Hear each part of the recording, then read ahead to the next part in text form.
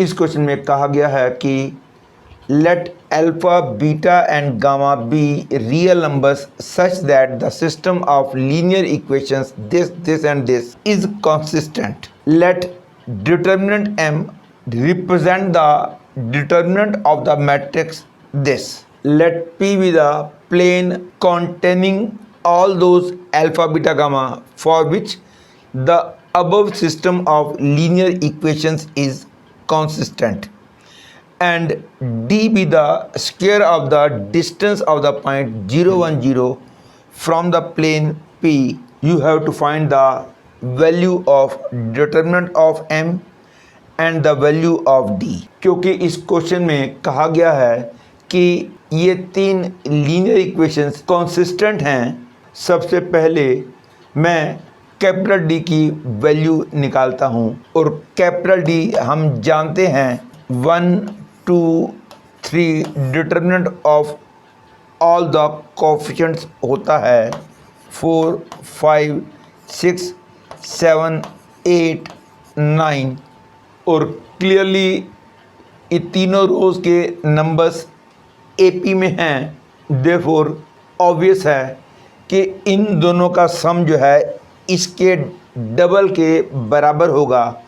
Therefore directly I can say the value of this determinant will be 0, और क्योंकि d 0 आया है और सिस्टम ऑफ इक्वेशंस consistent हैं, इसलिए d1 d2 d3 ये सारे भी पक्का 0 होंगे, क्योंकि यदि इनमें से एक भी नॉन जीरो हो गया तो system of linear equations inconsistent हो जाएगी। और आपको याद होगा D1 का मतलब होता है कि इस फर्स्ट कॉलम की जगह 147 की जगह अल्फ़ा बीटा गामा -1, बाकी दोनों columns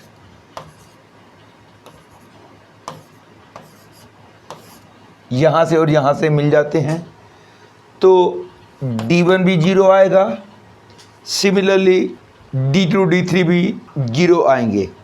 and now D1 is equal to alpha beta gamma -1 2 5 8 and using C3 changes to C3 minus C2, I will get 1 1 1, and this is equal to 0, implies that alpha minus 2 beta plus gamma equal 1। और क्योंकि clear है 2 5 8 और 3 6 9 ये दोनों AP में हैं, इसलिए I use the property R2 changes to R2 minus R1 plus R3 by 2, and I get alpha 2 3 0 0 beta minus alpha plus gamma -1 by 2 and gamma -1 8 9 equal to 0. That is I get alpha minus 2 beta plus gamma -1 equal to 0। और यहाँ से clear है जब D2 calculate करेंगे वो आएगा 1 4 7 alpha beta gamma -1 3 6 9, और again ये दोनों और ये दोनों APs हैं, तो again using the same thing again I will get the same conclusion alpha minus b 2 beta plus gamma equal to 1। और इसी तरह से D3 को भी इवेल्यूएट करेंगे तो भी हमको यही कंक्लूज़न मिलेगा।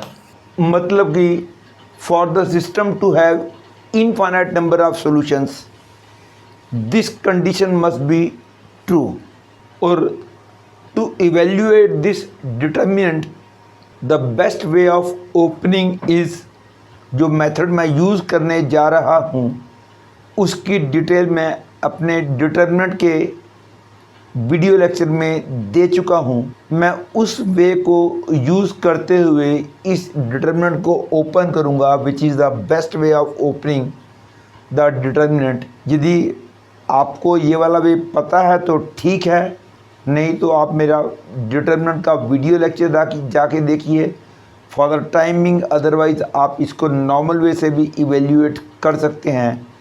मैं अपने वे से इसको इवेल्यूएट करता हूँ तो आई will gate alpha plus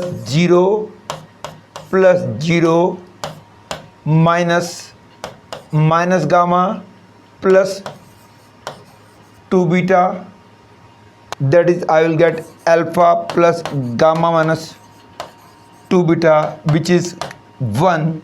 We know it, hence the value of determinant of m becomes 1. Therefore 1 is the answer of the question number 7. और ये कहा गया है let P be the plane containing all those alpha beta gamma for which the above system of linear equations is consistent. तो हमने अभी अभी देख लिया है कि for the system to be consistent this is the condition, that is alpha beta gamma हमेशा इस रिलेशन को सेटिस्फाई करने चाहिए। That is I can say alpha beta gamma lie on the plane x minus 2y plus z minus 1 equal to 0, and because d is the square of the distance of the point 0 1 0 from the plane, d is square of this, that is 0 1 0 का इस plane से distance हो जाएगा 0 minus 2 plus 0 minus 1 mod upon under root 1 plus 4 plus 1 whole square, that is 9 by 6, that is 3 by 2. Hence the answer of question number 8 is 3 by 2, that is 1.5.